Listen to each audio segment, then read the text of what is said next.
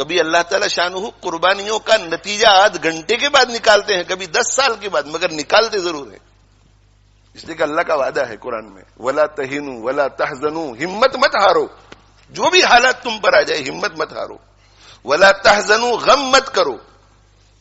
اس لیے کہ ہمارا وعدہ ہے کہ وَأَنْتُمُ الْأَعْلَوْنَ، بلند تو تم ہی رہو گے. وَأَنْتُمْ، تم ہی بلند رہو گے. إِن كُنتُمْ تَعْلَمُونَ، إِن كُنتُمْ مُؤْمِنِينَ. بس مومن رہو، مومن رہو، دل میں اعتقاد صحیح اور عمل تمہارے صحیح. دل شکستہ نہ ہو اور غم نہ کرو، دل تمہارا ٹوٹے نہیں. دل شکستہ نہ ہو اور غم نہ کرو، تم ہی غالب رہو گے اگر مومن ہو. الاسلام یعلو، آپ صلی اللہ علیہ وسلم کا وعدہ ہے کہ اسلام بلند رہے گا. هو الذی ارسل رسولہ بالہدی ودین الحق لیظہرہ علی الدین کلہ، وعدہ ہے قرآن کا. اس لیے ایسے حالات میں شکوک شبہات میں مبتلا نہیں ہونا چاہیے. اللہ کی حکمت پہ یقین رکھنا چاہیے، اللہ کی حکمت پہ، اللہ کی حکمت بھروسہ رکھنا چاہیے. اور جہاں کہیں جو کوئی پریشان حال ہے، جس درجے کی پریشانی میں ہو، جس درجے کی پریشانی میں ہو، ان کا تعاون کرنے کے لیے جس طرح انہیں خود بھی اللہ کی مرضیات پہ چلنا ضروری ہے، پوری امت کے لیے اللہ کی مرضیات پہ چلنا ضروری ہے. اگر ہم ہمارے ان فلسطینی بھائیوں اور بہنوں اور بچوں جو معصوم ہے، جو انوسنٹ ہے، جن کا کوئی قصور نہیں ہے، ان کو کسی قسم کا بھی فائدہ پہنچانا چاہتے ہیں، فائدہ، اور بہت ہی مؤثر فائدہ، اعلیٰ درجے کا فائدہ، تو میرے بھائیو توبہ کرو اللہ سے، اپنے گناہوں سے توبہ کرو، اور توبہ کر کے عزم کرو کہ آج کے بعد ہم اللہ کے دین پر، اللہ کی مرضی کے مطابق چلیں گے. اس سے بڑھ کر دوسرا کوئی مؤثر فائدہ نہیں. باقی سارے فوائد اس کے تابع ہیں. یہ قابو میں آیا تو باقی سارے اسباب کام آئیں گے، یہ قابو میں نہیں آیا تو کوئی سبب کام نہیں آئے گا. یہ میرا ایمان ہے اور ہم سب کا ایمان ہونا چاہیے. اگر اللہ ہمارا نہیں ہوتا تو کوئی سبب ہمیں کام نہیں آئے گا. اللہ اگر ہمارا نہیں ہوتا، اور اللہ ہمارا تب ہوگا جب ہم اللہ کے ہوں گے، اللہ کی مرضی کے مطابق چلیں گے، تقوی اختیار کریں گے، اللہ کو ناراض کرنے والے ہر کام سے بچیں گے.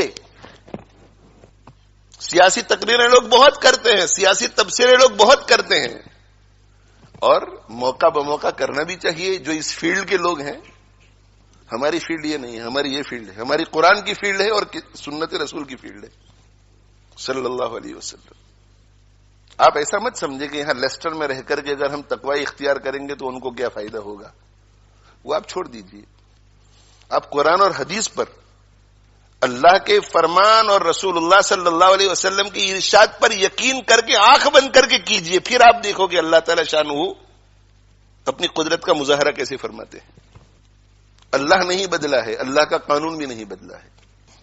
اللہ جیسے پہلے تھا آج بھی ویسا ہی ہے.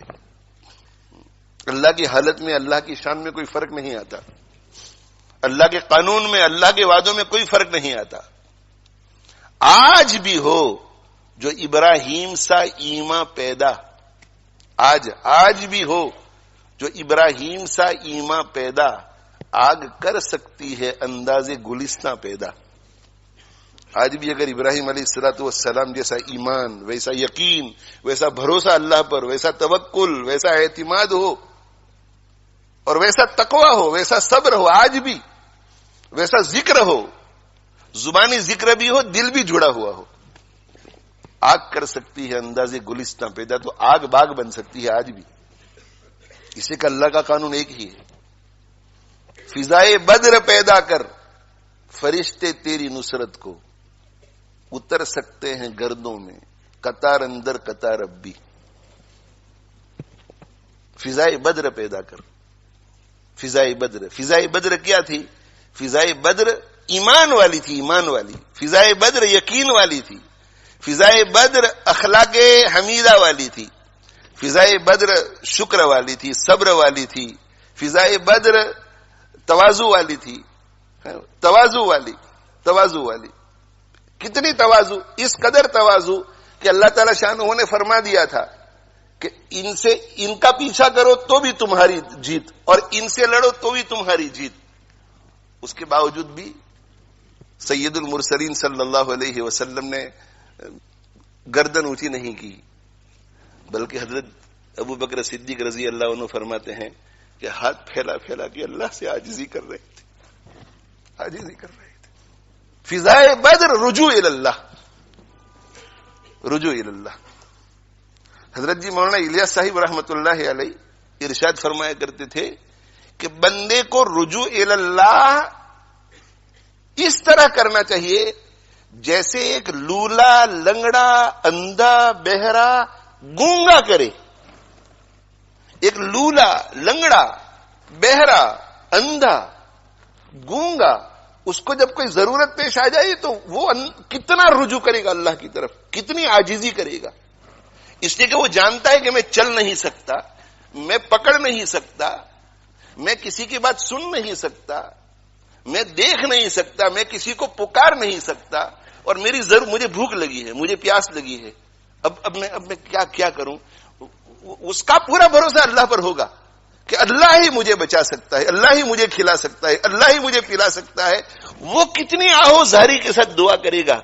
تو حضرت جی مولانا الیاس صاحب رحمۃ اللہ علیہ فرماتے تھے کہ دعا کرو اللہ سے تو اس اپاہج، اس لولے، اس لنگڑے، اس اندھے، اس بہرے، اس گونگے کی طرح دعا کرو جس کے پاس سوائے اللہ کے دوسرا کوئی سبب نظر نہیں آتا.